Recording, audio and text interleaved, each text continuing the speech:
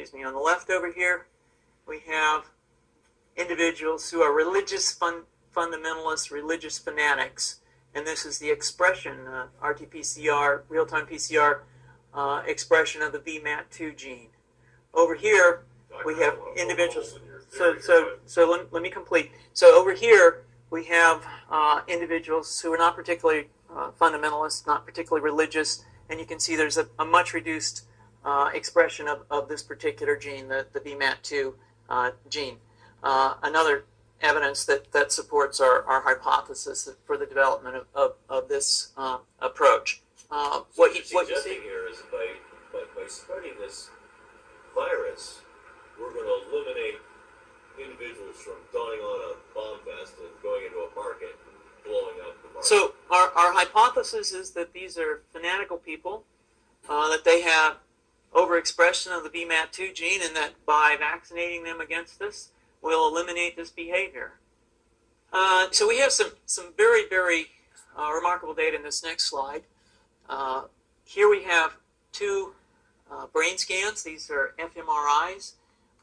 These are two different individuals with different levels of expression of VMAT2.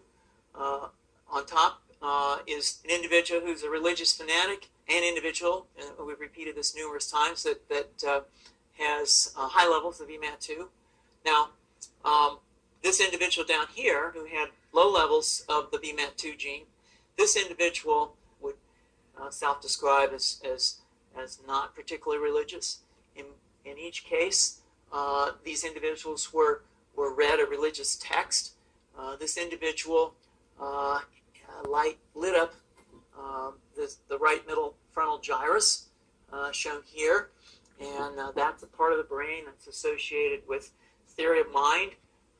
It's a part of the brain that has to do with intents and beliefs and desires.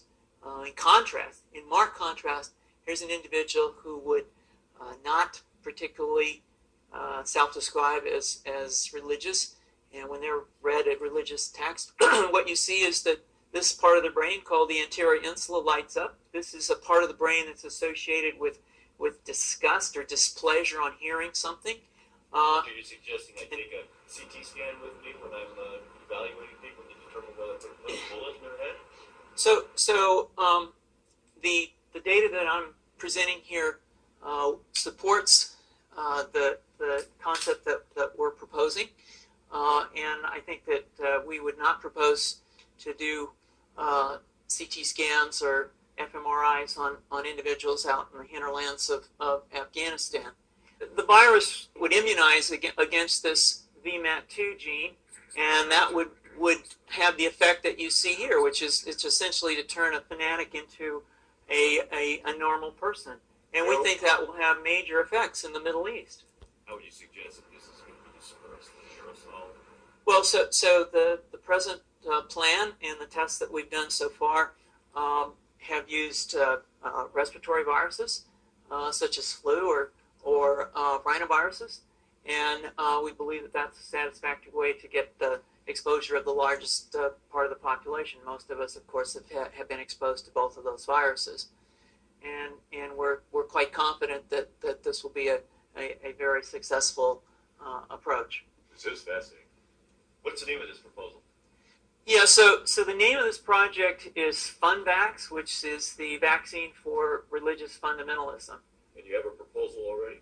The proposal has just been submitted, and I think that the data that I have shown you today would support the development of this project, and we think it has great promise.